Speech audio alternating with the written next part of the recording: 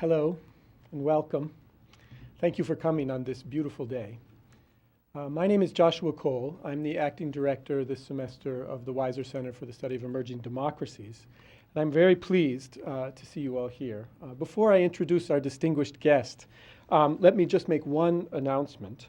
We have one more lecture this year in the Conversations on Europe series, which is co-sponsored by the WCED Center. Our resident postdoc from the European University Institute in Florence, Jean-Thomas Arrighi, will be giving a lecture next Thursday, April 17th at 4 p.m., entitled, "Can Nationalism Be Multicultural? Comparative Insights from Contemporary Scotland and Catalonia." I think it promises to be very interesting, and I hope that perhaps some of you might make it to that lecture as well. It's really a great pleasure to introduce our guest today, Dr. Batibek Beshimov. He is now a visiting professor at Northeastern University and a visiting scholar at the Center for International Studies at the Massachusetts Institute of Technology. He combines extensive experience in politics, in education, in diplomacy, in development. In fact, in our lunch today, I realized that in many ways, his career, you could tell the story of the challenges of post-Soviet successor states in Central Asia, largely through the story of his career. In politics, Dr. Beshimov was twice elected to the parliament of Kyrgyzstan, where he served as leader of the opposition fraction and as parliament representative to the OSCE. In education, Dr. Beshimov served as provost, as vice president for academic affairs of the American University in Central Asia, and as president of Osh State University. At both schools, he was noted for his promotion of liberal arts education, a model of education that was very novel in that region and remains novel to this day. In diplomacy, Dr. Beshimov served as ambassador of Kyrgyzstan to India, to Sri Lanka, to Nepal, and to Bangladesh. In development, he played a key role in formulating development policy in Kyrgyzstan as national manager of the United Nations Ferghana Valley Development Program and of the UNDP LIFE program in the 1990s. In 2010, Dr. Beshimov was awarded the prestigious Reagan-Fassel Democracy Fellowship from the National Endowment for Democracy. Also in 2010, he was a visiting scholar at Harvard University's Davis Center for Russian and Eurasian Studies. In 2011 to 2013, he was visiting professor of government at Suffolk University. He is the author of 3 books, and his articles have been published in the Wall Street Journal, in Transitions Online, and in many other publications. The title of his lecture today is "The Power of Weak States in Central Asia." Please join me in warmly welcoming Dr. Beshimov.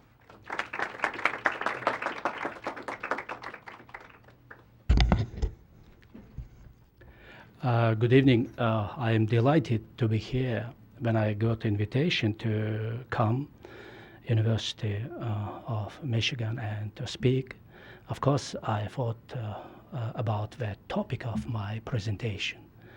And I decided to share my views about the power of weak states because conventional wisdom tells us that about the dominance of the powerful states in international relations. But international relations is a very complex world, and of course it's very important to understand the chances and opportunities of weak states and to comprehend how we can maximize their relative power in order to promote their own interests. And I am really very grateful to be here, and thank you. I think that it is the beginning of our cooperation, and I hope that I will benefit a lot from the expertise of your outstanding university. Originally, I am from the spectacular, beautiful country in Central Asia, Kyrgyzstan, which is a little bit bigger than your football field.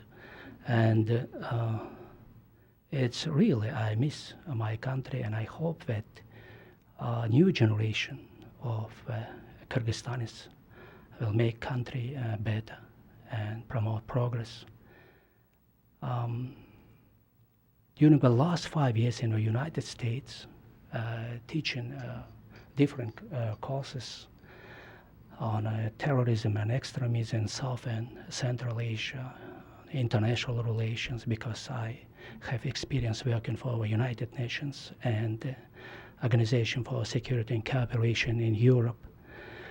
I'm dealing with a lot of students from different countries, and today I have a class where the students from China, from Latin America, from Eastern Europe, and no students from Central Asia. And it's my regret. I had a wonderful lunch with Professor Cole, and I told him, it's one of the advantages of a Western civilization, its mentality. It's a focus on the details. It's a rational attitude to the rules and a willingness to support the public institutions on each level. I live last 5 years in a small town near Boston, Arlington, and I spend my time out of my main duties volunteering for the local community and for the Boston Committee for Refugees and so on. And of course it's very important because countries fail when they are ignoring this is capital. It's willingness of their citizens to be responsible and to take care about their countries in very minor issues, not focusing on the very big issues. Today, before starting my presentation, I would like to thank in your presence Nicole for excellent travel arrangements. I came from rainy and cold Boston to sunny Michigan, and it's a surprise for me. My topic it's the power of weak state in Central Asia. And of course, first I would like to introduce the roadmap. First, I divided my presentation into two parts. First, I would like just to share my narrative about the great powers and its three main players in Central Asia: Russia, China, and the United States. And after that, I hope that after setting up the good condition, I will move to the explanation of the tactics of the local elites. I selected among three, the Kyrgyz elite tactics, the Turkmens ways of dealing with the great powers, and Uzbeks, tactics in their relations with the United States, China, and Russia.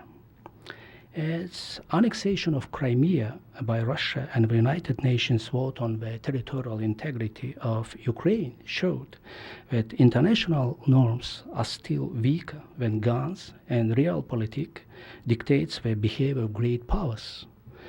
International relation is a process where great and emerging powers work to maximize their relative power, often at the expense of weak states. But we don't only live in a world where the big eat small and the fast eat the slow, as the president of the World Economic Forum, Klaus Schwab, once said, but also a world where anarchy, complex interplay between the great powers, and rivalry among them give weak state opportunity to survive and promote their interests. The vision and behavior and strategic thinking of ruling elites in Central Asia are primarily focused on two priorities: retaining power and making more money. They are corrupt, autocratic, and mostly offshore-oriented. Central Asian ruling elites have devoted more effort and resources to develop their internal security forces, which is necessary for the survival of their regimes, than to their country's capacities to protect themselves from the external threats. Total deposits in offshore accounts from post-Soviet countries total about $1 trillion, or more than GDP of Scandinavia. Central Asian offshore money is 167 billion, or equal to the GDP of Oregon. Soon after the beginning of rivalry between the United States, Russia, and China, in each country of Central Asia, ruling elites, each in their own way, have discovered two important issues. First, that each great power can fail, behave awkwardly, or in order to secure bigger and more long-term goals, can temporarily subjugate itself to the interests of weak states.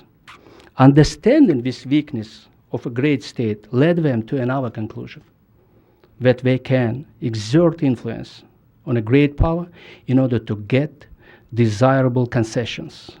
They discovered that their own power over the great powers.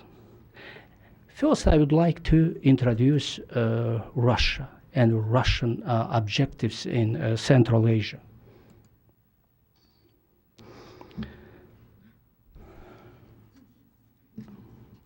Putin's strategy for Central Asia is a combination of few geopolitical objectives. First, to retain hegemony over Central Asia. Second, to make Central Asia a buffer zone against threats from Afghanistan and rising jihads, primarily from South Asia. These objectives are visible through Russia's efforts to pull Central Asian countries into political, economical, and security treaties and organizations such as the Customs Union, Eurasian Economic Union, and the Collective Security Treaty Organization. Russia wants the natural resources of Central Asia, loyalty of local elites, military presence, and, if possible, affection or reverence by the local population. Today, Russia remains the hegemon in Central Asia. Among the great powers, only Russia can shape the status quo of the states, and if needed, can instigate regime change.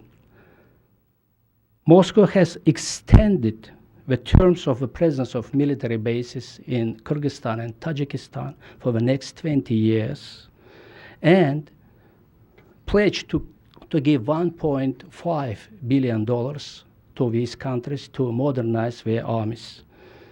Only Russia has decisive influence on foreign policies of Central Asian states and strives to construct a durable regional security system. Two states in the region, Kyrgyzstan and Tajikistan, are its client states. Kazakhstan, the biggest and richest country in the region, supports Russia's plans to create customs unions, Eurasian Economic Union, and Kazakhstan is also active member of a Russian-led CSTO. Recently, Kazakhstan and Russia signed a treaty on good neighborly and allied relations in the 21st century. It is coincided with the Russian-Ukrainian tension, and it was interesting to understand the intentions of both sides, Russia's intentions to strengthen its relations with Kazakhstan, who plays decisive role in the Russian integration place, and of course intentions of the Astana. For Astana, it was very important to make preventive measures in order not to give Russians any just reason to just be aggressive toward the Kazakhstan. And finally, Russia is the main destination for labor migrants from Central Asia. And only Uzbekistan, who cancelled its membership in CSTO, and Turkmenistan, with its neutral status, look out of place on the Russian geopolitical canvas of Central Asia. However, Moscow continues its cooperation with both countries. Today, neither the United States or China can compete, no China can compete with Russia's soft power in the region. And finally, Moscow is intolerant of both explicit and implicit attempts by our great powers to undermine its hegemony in Central Asia. If the price of stability in Central Asia is the presence of US military, the price is too high, think Russian officials.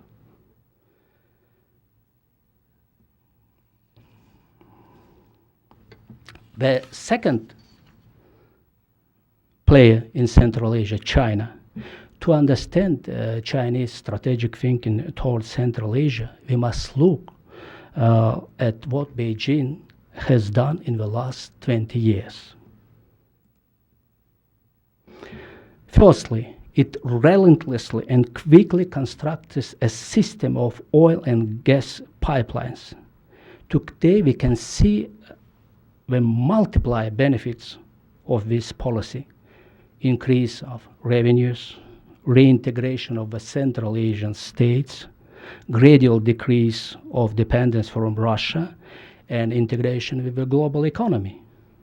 China's Central Asia-China pipeline network diversifies energy exports for Turkmenistan, Kazakhstan, and Uzbekistan, which vastly improves their chances for political independence. Furthermore, the network makes Turkmenistan and Kazakhstan Russia's competitors in the Chinese market. Secondly, China has catalyzed a trade revolution in Central Asia. China, after 12 years, today, the main trade partner of the 4 Central Asian countries and the second trade partner of Uzbekistan. Thirdly, China became an investment bonanza for Central Asia. Chinese president, during his last official visit to Central Asia in last year, has signed investment agreements totaling $48 billion. Of course, the Chinese strategy and Chinese economic expansion in Central Asia decrease the dependence of Central Asia on Russia. Each country, Kazakhstan, Kyrgyzstan, Tajikistan, and Uzbekistan today constructing the refinery plants. And the main reason is to decrease the dependence from the fuel imports from Russia. And the third player, or a distant friend of the Central Asians, is the United States. In real sense, Central Asia is of marginal interest for the United States. The importance of this region for America is determined by necessity, which is not a stable notion with regard to Central Asia. After 9/11, the Central Asian states became extremely valuable as a zone for transit routes from and to Afghanistan. Air bases in Kyrgyzstan and Uzbekistan and known distribution network have strategic importance for the success of international security assistance force in Afghanistan. The main objectives of the United States in Central Asia, in my view: first, it's strengthen independence and sovereignty of the states and make them less dependent on Moscow's goodwill and China's attempted generosity. And second, prevent the region from transformation it into the area of jihad. But one reason makes the task of the United States extremely hard. it's the inconsistency of the United States foreign policy toward the region and its general lack of interest of the region. The inconsistency is explained by the fact that the United States does not have serious economic interest in Central Asia and therefore does not see the point of competing with China and Russia in the region. The United States wants to reconnect South Asia with Central Asia through the trade and energy projects. But Central Asia is not inspired yet by this project. And I would like to make conclusions after my narrative about the role and objectives of United States, Russia, and China in Central Asia. The first, Russia remains the hegemon in Central Asia. China is a rising power in Central Asia that focuses more on economic and less political issues. And a third one, Central Asia is of marginal interest for the United States.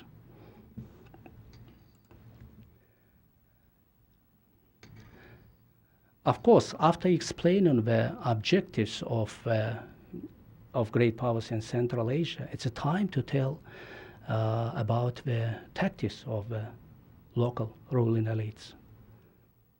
What kind of tactics they're employing in order to protect their interests, in order not to let external powers to undermine status quo of their regimes and to promote their interests.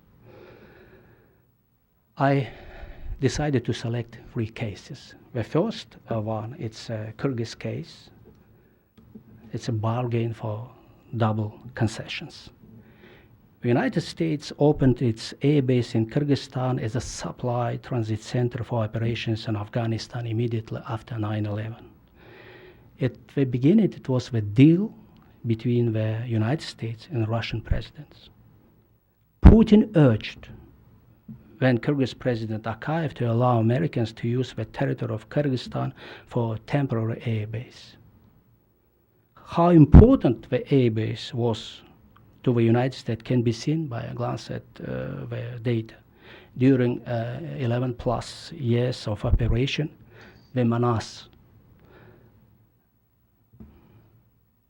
base handled more than 33,000 refueling missions, moved more than 5 million servicemen in and out of Afghanistan, and served 42,000 cargo missions. The ruling clan of President Akayev made a lot of money participating in the lucrative business supplying the airbase with fuel. Akayev's relations with fuel supply companies were investigated by FBI, but never information about was released. Close engagement with Washington gave Akayev a unique chance to bargain with Moscow. The second president, Bakiyev, went even further. Beginning in 2005, Russia openly and China implicitly started to pressure Kyrgyzstan to close the American airbase. In 2008 and 2009, Russia wanted to have a strong cards in the game with the United States when it announced that it was ready for full-fledged cooperation with the United States in Afghanistan. If the United States abandoned its missile defense plan in Eastern Europe, and NATO stopped accepting new members from Eastern Europe. For the United States, however, the airbase was of vital interest. So in this tough game between the great powers, the Kyrgyz president discovered incredible opportunities. In February 2009, he made a deal with Russia by which Kyrgyzstan would receive $2 billion, 150 million as a financial aid, 300 million low-interest loans, and 1.7 billion in credits. And also, Kremlin pledged to write off $194 million of Kyrgyz debt. But 2 weeks before the presidential election, in July 2009, Kyrgyz President Bakiyev signed a new agreement with the United States. Washington agreed to increase its payment for the airbase from $17 million to $60 million.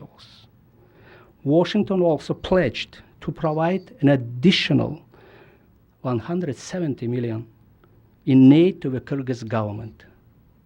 But these numbers were overshadowed by the billions that Bakiyev stood to make from supplying fuel to the airbase.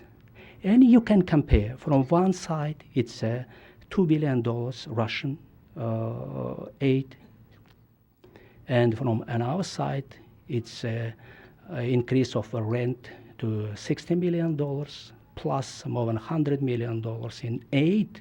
But what was the most important for the second president's family is to take control over the fuel supply to American base. During the presence of a military base of the United States in Kyrgyzstan, the fuel was equal to the total fuel supply to the air bases equal to the $16 billion.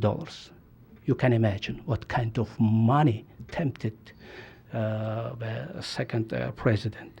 And therefore, greed was the reason of Bakiyev's downfall. His clan knew they stood to make more money having the United States airbase and gambling by taking Russia's money and not following through on the promise to evict Americans. And of course, Putin acted swiftly, and he made his own color revolution in Kyrgyzstan, and actually it was coup. And Bakiyev, after that, take refuge in Belarus. This case illustrates that the ruling elites of weak Kyrgyzstan use conflict or tension or difficult relations between Russia and the United States for personal gains. Both great powers were forced to make concessions to reach their strategic goals. For the United States, it was extremely important to save a supply center for operations in Afghanistan. Russia, on its part, strived to strengthen its position before the upcoming meeting of President Medvedev with President Obama at the G20 Economic Summit in England in early April 2009. On the agenda of that summit were discussion on the initial details for a new arms reduction treaty.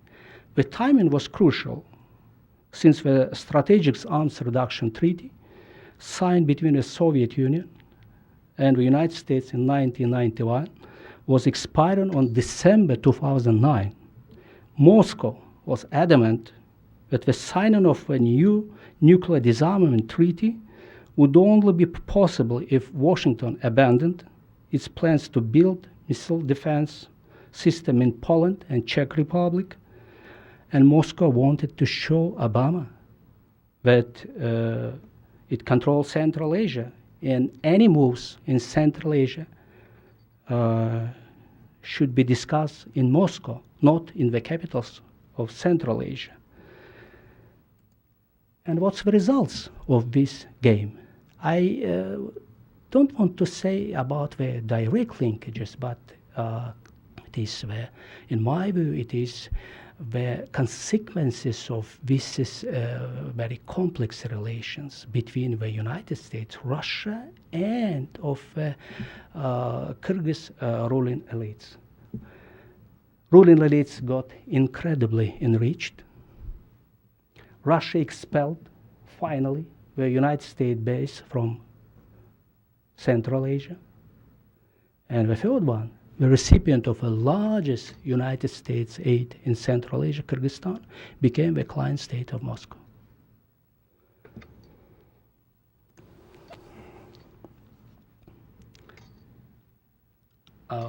I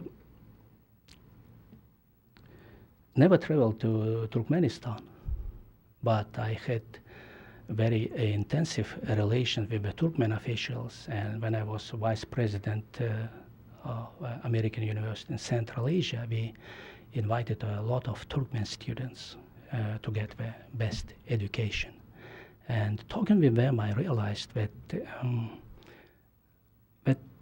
the conventional explanation about the behavior of a Turkmen president, Turkmenbashi, the first president, it is a little bit not coincides with the reality.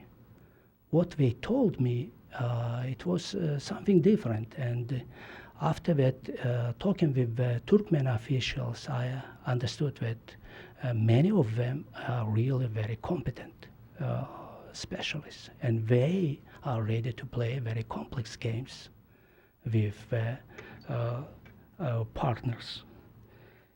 On April 10, 2003, the governments of Russia and Turkmenistan signed a 25-year intergovernmental agreement on gas cooperation that stipulated a gradual increase formula of a purchase of Turkmenistan gas. According to the agreement, by 2009, Russia would be in effect by buying virtually all of Turkmenistan gas. Moreover, Russia would retain the exclusive right to re-export the gas elsewhere. And after that, in 2007 and 2008, the presidents of Turkmenistan, Kazakhstan, and Uzbekistan they signed agreements with Russia about the construction of a new pipeline near the Caspian Sea in order to export the Turkmen and Uzbek gas to Europe through the Russian gas pipelines. Until the 2008, Gazprom energy company of Russia was monopolist in Turkmenistan energy market. And on April 2009, an unexplained explosion occurred at the Central Asia, a center pipeline system, halting Turkmen natural gas export to Russia. Turkmenistan Foreign Ministry immediately blamed Russia for the pipeline explosion and the sides exchange apps. Turkmens reminded Moscow that in 2003, Ashgabat proposed renovating the old Soviet pipeline system, but nothing concrete was done by Russia since then. And after that, they exchanged by the different notes, and it was the negotiations, and it was the continuation of the some kind of a Cold War between the Turkmenistan and Russia. In 97 and 98, it was the dispute over the prices. And in 2008, in 2009, this is a dispute even escalated. And when this explosion occurred, Turkmens decided to use this for their own advantage. And when the vice president of a Gazprom company openly told Turkmens that it's no place to sell your gas, and you should negotiate with us on price or volume. In my view, it was the manifestation of arrogance and complacency. Because at that time, China made very bold steps in order to make deal with the Turkmens. Formally and informally, we tried to convince Turkmen presidents to sign the agreement about the export of gas to China. And Turkmens, after this arrogant attitude of Gazprom, and understanding that Russia is not a reliable partner, they decided to turn to China. And in 2009, you can see that this is during a very short period of time. In 2009, China gave 4 billion soft credit to Turkmenistan, And in 2011 gave again $4 billion for exploration of gas fields in Turkmenistan. And today, Turkmenistan is the largest gas supplier of China. And Russia today forced to compete with Turkmens in a Chinese energy market. Turkmens very quickly changed the game. They used the failure of the former hegemon, and they made deal quickly with China. And today China is constructing the network of pipelines. It's already constructed 3 lines, A, B, C, and China would like to add line D. And in China's plans to construct additional ones which will go from Turkmenistan through Afghanistan and Kyrgyzstan to Xinjiang in China. You can see this decrease of export of Turkmen gas to Russia. When this explosion occurred on Central Asia Central Russian gas pipeline, behind this is diplomatic notes. It was invisible some disputes. The first, that Gazprom is unilaterally seized the import of Turkmen gas. Of course, Turkmens accepted this step as a very aggressive move against the interests of Turkmenistan, because Turkmen budget were mostly based on the export of the gas export of gas. And you can see this is really remarkable changes. Today, Turkmenistan supply gas mainly to China, to Iran, and the role of Russia is sharply decreased. And what are the results of this interplay between Russia, Turkmenistan, and China? Turkmenistan became the largest supplier of gas to China. Russia lost its dominance in Turkmenistan quickly, and China is rapidly developing the Central Asia-China pipeline. And finally, about the Uzbek ruling elites' tactics. Stubbornness and flexibility wins. The behavior of Uzbek ruling elites is a theme of special interest. The top priorities for them are not give a chance to any external power to undermine political regime in Uzbekistan and to maximize influence in the region. In the 1990s, the main concerns of Tashkent were the Islamic insurgency movement and Russian hegemony. In 1999, Uzbekistan joined Georgia, Moldova, Azerbaijan, and Ukraine in Guam, an alliance set up with the implicit goal of enlisting Western aid against a potential Russian expansionism in the former Soviet countries. After 9/11, Uzbekistan got a chance to become a close ally of the United States. The United States needed a reliable partner in Central Asia and an air base of significant size and capability, which Tashkent was happy to offer at Khanabad in southwestern Uzbekistan. The Uzbekistan leadership expected huge financial benefits and recognition by the United States of the centrality of their role in the region. And Uzbekistan tried very hard to become a strategic partner of the United States. And in 2002, Washington and Tashkent signed declaration on the strategic partnership and cooperation between the United States and the Republic of Uzbekistan. The United States assistance package to Uzbekistan grew from $23 million in 2001 to $155 million in 2002.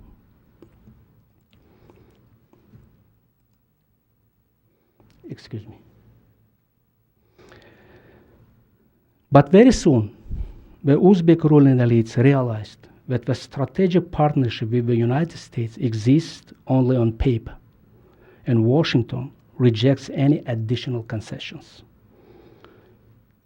Karimov was right. For the United States, financial aid to Uzbekistan was soon leveled back to $48 million from its high of $155 million earlier. American experts claim that the United States took Uzbekistan's support for granted. Uzbekistan leadership was very disappointed by this attitude. And when they decided to close the United States base, and after tough criticism of the United States following the events in Andijan, reoriented toward Russia and China. And very quickly, Uzbekistan signed agreement with Russia on mutual defense. This agreement states that an act of aggression against one side will be considered as aggression against both sides. Today, Russia remains among the main investors and the largest trade partner of Uzbekistan. Uzbek elites understand that for Russia and China, their country takes a central role as the most populated and with the strongest military force in Central Asia. Indeed, Russia and China were keen to have Uzbekistan in CSTO and Shanghai Cooperation Organization. Without the Uzbekistan, the architecture of the security system in the region looks incomplete. Uzbekistan's military is the most powerful military in the region. And of course, without the participation of Uzbekistan, any discussions about the regional security system, I think it's less productive. Therefore, Russia and China both they want to just have Uzbekistan as the members of their security organization, collective security treaty organization, and of course Shanghai Cooperation Organization.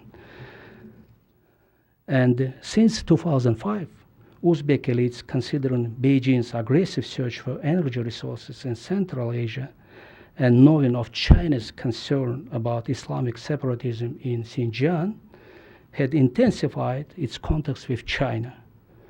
Beijing understood how sensitive the notion of sovereignty for Tashkent and provided full support to Uzbekistan. The Uzbekistan-China Joint Declaration on Further Development and Deepening of Bilateral Relations, signed in September 2013, stated that they would not join any alliance or blocs which would damage the sovereignty, security, and territorial integrity of the other sides. And as a result,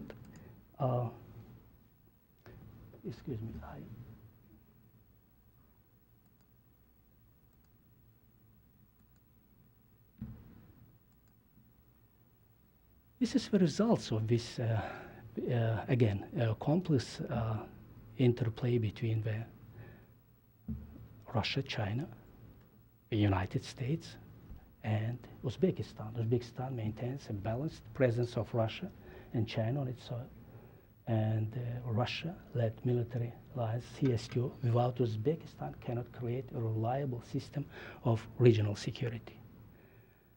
The question is why Uzbekistan decided to cut its military relations with Russia and decided to leave CSTO.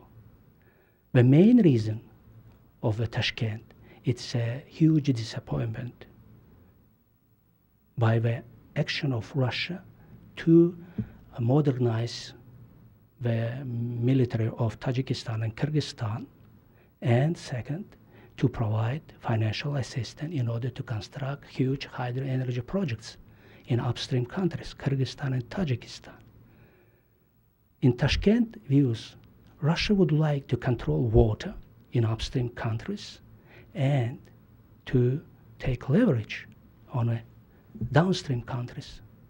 First of all, Uzbekistan, because if you control water in upstream countries, it means that you can influence immediately to the daily lives of the 7 million farmers in a downstream country, Uzbekistan. And of course, to make Uzbekistan more dependent, it is in this kind of game, water plays a very important role. And concluding my narrative on the tactics of the local ruling elites, I would like to underline a very important issues with regard to the power of a weak state in Central Asia. First, that weak state can exert influence on great powers in order to get desirable concessions. And I think I try to demonstrate that, explaining the behavior of the ruling elites in Uzbekistan, Turkmenistan, and Kyrgyzstan. Because great power can temporarily subjugate itself to the interests of weak states in order to secure its long-term interests. Thank you very much, and I am ready for your questions, and we'll be happy to spend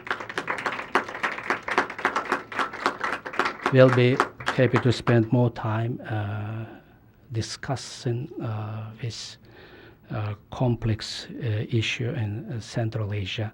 I deliberately avoided the definition "great game" because I don't have enough reasons to formulate what's going on between China, Russia, and the United States and Central Asia since 9/11 as a great game. Because in my view, Central Asia, it's not so significant for the United States. And the United States will not go to any kind of a dangerous confrontation with Russia or China in Central Asia. And one of the arguments to support my claim, it is the events in Ukraine. You can see how hard to set sanctions against Russia, understanding the threat of this military intervention of Russia to Ukraine, to entire Europe and entire Western world. And if we take into account the significance of Central Asia for United States, we can say it is really marginal for United States. And I think after the exit of a United States air base from Kyrgyzstan and exit of American military from Central Asia, the United States in years to come will pay less interest to what's going on in Central Asia. The United States strategy titled New Silk Road, with the aim to connect by trade South and Central Asia, it's not so attractive for Central Asians, because if you look at data, you can see that Central Asians, they are still not so active in just developing their trade with Afghanistan and South Asian countries. Their main concern is to protect themselves from the threats and from the rising jihad in this area. Thank you. Why don't you go ahead and field your own questions? Oh, please. Please. Okay, well, first of all, thank you very much. I was wondering if you could speak more to the recent agreement between the Chinese and the Europeans. So this idea of a new Silk Road. So the Chinese premier was in Germany just recently. So specifically, do you see Europe playing any larger role in the affairs of Central Asia in the years to come as the interactions between China and Europe get larger in this sort of corridor? And what are the implications in your view to Russia and possibly to the US? Thank you. China has focused its attention on a strategy of a new Silk Road economic belt. And these ideas of this strategy are highlighted by the Chinese president during his official visit to Central Asia. It's about the development of trade with Central Asia. It's about the huge developments of investments of China to Central Asia. And China would like to improve infrastructure in Central Asia, to construct railroads, and to build refinery plants, and to invest in hydro energy projects, to mining. And China never tells about the intention to prevent Russian near-imperial ambitions. No. China mainly focused on politics, on economics, not politics. But in my view, China understanding the inevitable and gradual decline of Russia, and therefore China would like to use any missteps of Russia in Central Asia, maximize its relative power in comparison with Russia, and even to use the Russian integration plans in Central Asia to establish some kind of transit zone between the China and Middle East and Europe. About the European Union, I'm a little bit skeptical. And one of the reasons of my skepticism is the Nabucco project. European Union has promised to build this pipeline from Turkmenistan and the Caspian Basin to Europe in order to decrease their dependence on Russian energy supply. And we discussed this project during the last 12 years, as I remember. China signed the deal with Turkmenistan in 2009. And today we have 3 lines, pipelines from Turkmenistan to China. This is the answer, how things should be done. And in my view, European Union is very important for Central Asia. But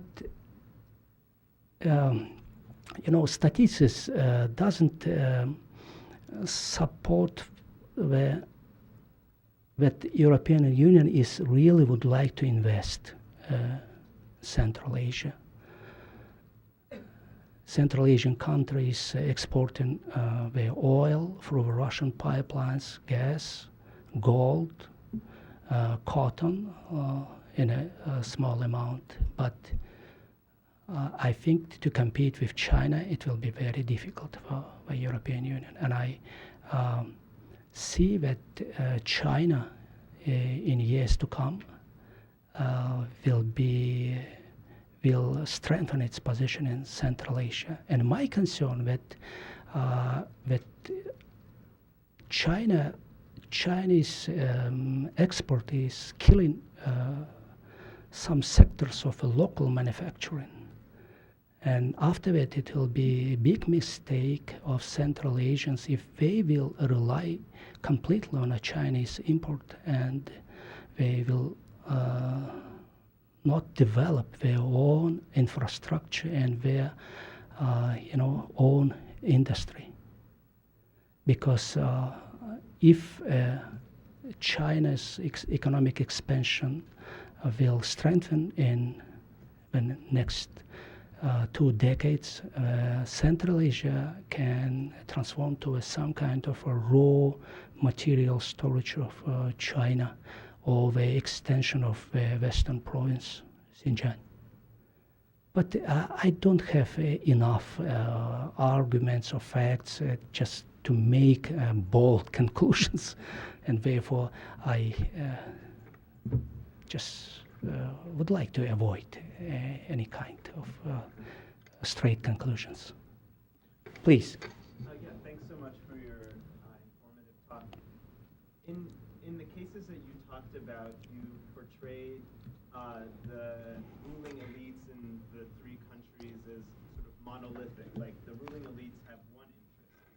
But recent events in Kyrgyzstan have shown sort of a lot of conflict among elites. And I'm wondering if how the conflict among elites that's going on in Kyrgyzstan today is affecting Kyrgyzstan's ability to negotiate for concessions with various actors, if certain elites are sort of more pro-Russian, more pro-China, more pro-Western, and how sort of party conflict or just intra-elite competition is affecting Kyrgyzstan's relationships with these 3 major players. Thank you. Very challenging question. I didn't tell about the monolithic, nature of ruling elites. I underline this definition, ruling elites. It means those who are in power and who can make main decisions. In Kyrgyzstan, in Kyrgyz case, you can see that elites, ruling elite today, they are pro-Russian, and by the way, supported by Russia after the coup in Kyrgyzstan. And it was made by Russia in order to bring, instead of Bakiyev, there is a pro-Russian leadership. They are rivals, different clans, and I cannot include them to the definition ruling elites. They are opposition, and they are pro-Russian too, even more pro-Russian than ruling elites. I give you example. When when the Minister of Foreign Affairs of Kyrgyzstan recently supported annexation of Crimea by Russia,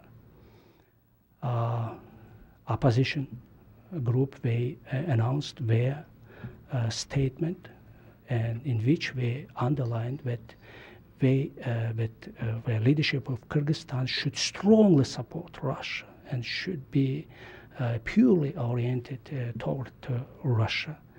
They are competing in order to get the sympathy of Kremlin. And in Kyrgyzstan, main clans and main political groups, they are mostly pro-Russian. Therefore, I made conclusion that Kyrgyzstan today is a client state of Moscow. It's for me personally, it's a huge disappointment, and it's not easy for me to say in audience that my country today it's a client state of Russia. Among the CIS states, only Kyrgyzstan signed agreement with Russia and opened officially the office of Russian Federal Security Service in Kyrgyzstan. Today, Russian intelligence, Russian security service playing a huge role in Kyrgyzstan. Please. Thanks for your lecture. So with the decline of U.S. presence and influence in the region, do you expect an intensified state of competition between China and Russia, or could there be some kind of amicable arrangement between the two, since their regional core interests are, as you outlined, are not necessarily in direct conflict with each other? We can base our predictions what will take place in years to come. analyzing the previous years or past experience. In my view, for China, is dangerous to go to a confrontation with Russia, taking into account very aggressive nature of Putin. And in this kind of game, for China is so important just to increase the trade with the Central Asian countries, to give more money, and to invite more Central Asians to study and to learn Chinese and to learn the Chinese culture, and to improve infrastructure, establish many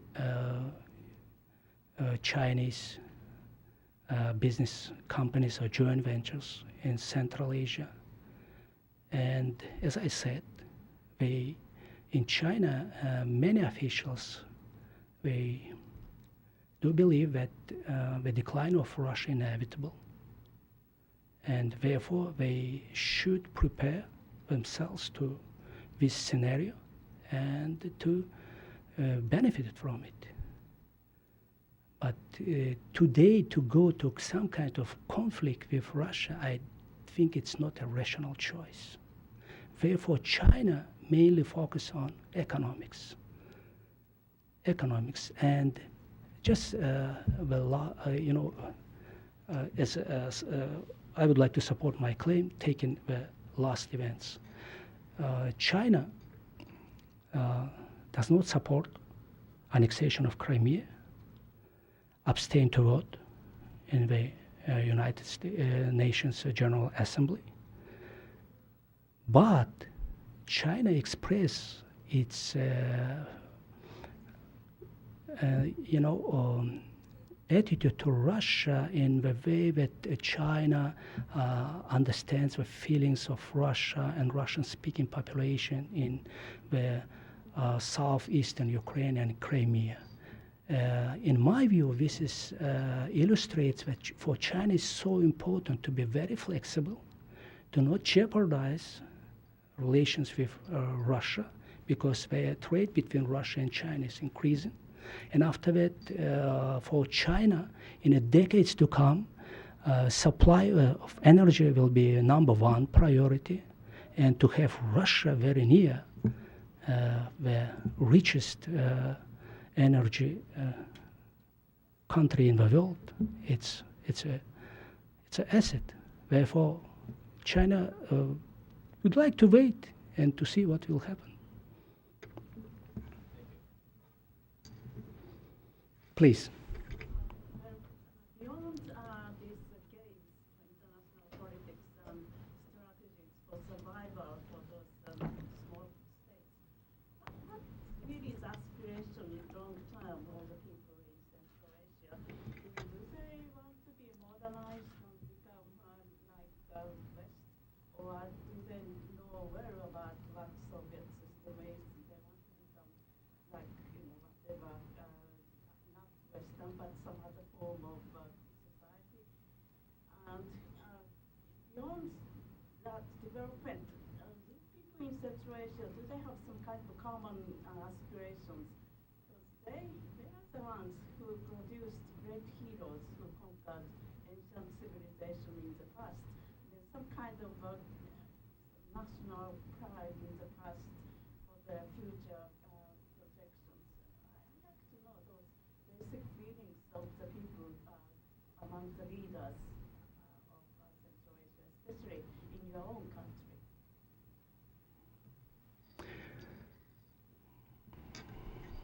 It's a very big topic, and it's connected with identification of Central Asians and about their aspirations. In my own home country, a new generation, they would like to modernize the country, but due to the lack of good education and limited information and under the influence of Russian propaganda, of course for them it's difficult to to get a clear vision and to have more choices. And about 1 million of Kyrgyz people today in Russia and Kazakhstan were as labor migrants. And of course, they are under influence of the environment in these countries. In Western countries, it's number of Kyrgyz is very limited. And I don't think that in the near future my country will change very positively and modernize itself and to develop really good education and provide a healthcare system. Unfortunately, political elite is corrupt, and the main instinct of a political clans is to retain power or to take power and to make more money. Therefore, I intentionally just used this information about offshore assets of Central Asians. $167 billion. It means that it is 3 times more than the Chinese investments in Central Asia. It's a huge money, and it's belong to the group of people. Kyrgyz elites during the last 15 years, according to some estimates, they took about more than $2 billion from the country, and they spent it in the Western countries, buying property, just keeping in the offshore banks and so on. $2 billion. Today, the total debt of Kyrgyzstan is about $3 billion. And of course, it will take time, but I hope that that in the future, that new generation will make difference, and therefore I'm little bit more positive in a long term. And 22 years, historical, it's a very short period of time. And I would like to believe that a new generation of Kyrgyz people will learn lessons from their experience and make difference. Therefore, I'm sorry, it's very difficult for me to give you really a good answer to your very complex question. Thank you. Please. First of all, thank you. Very good lecture. I really enjoyed it. The second, the question I'd like to ask is Central Asia, as you highlight, is the main forces that are vying for power are Russia and China in Central Asia. My question is there any prospect for Russia and China to cooperate in this area? Why does it have to be an area of competition per se? Because you would think that they both have interests in, first of all, preventing the spread of kind of like a radical Islam, and second of all, to kind of secure their energy interests and their geopolitical interests. So, I mean, wouldn't it make more sense for them to cooperate in this region? Couldn't this region be a point of cooperation as opposed to conflict? Oh, you know, by the way, they are partners, and they are promoting the same ideas, and they are together within the, Shanghai Cooperation Organization. They are promoting the interests of all countries, including Russia and China. It is the mix of cooperation and competition. It's a competition. And I focused mostly on a rivalry between these powers, because through this competition, I wanted to explain the strength of weak states. And after that, I think that in the long term, it will be, for Russia, it will be difficult to compete with China due to the lack of financial resources, and especially now, after the sanctions. And for China, it's a good chance to improve their policy and strategy in Central Asia and to strengthen their power in Central Asia. It's a good chance for China. Therefore, Russia would like to prevent this a dangerous expansion on China, because before that we discussed this issue, and I told you that, okay, would you explain me what's the reason for Russia to pull all these countries in the customs union if Russia already a member of World Trade Organization? Kyrgyzstan is a member of this organization, and other countries will be their members soon. What's the reason for them? And the main reason, it is to prevent the economic expansion of China and to keep all these countries in Russian orbit and to retain this power. And you can see that they are, simultaneously, they are partners and they are rivals. But if Russia would like to just, to be the hegemon and to be the political hegemon, to be the economic hegemon, and to influence foreign policies of the Central Asian states, China is mainly focused on economics. And of course, this policy of China is more attractive for Central Asians. After that, China is some kind of a barrier against the Russian neo-imperial ambitions. I give you one example. I told about that to Professor Kohl during our excellent conversation, that after the Russian-Georgian War, it was a summit in Bishkek of Shanghai Cooperation Organization, and the Russian Minister of Foreign Affairs made everything in order to convince all Central Asians to recognize separatist states of Abkhazia and South Ossetia. And only China prevented these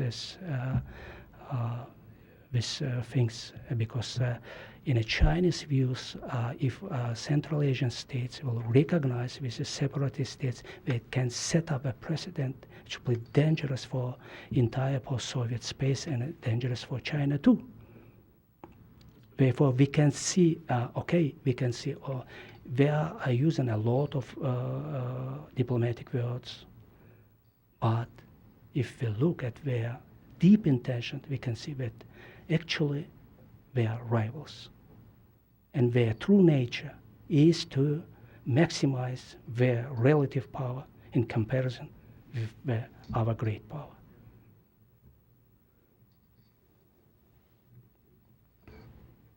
Thank you very much for your questions. Thank you. Thank you.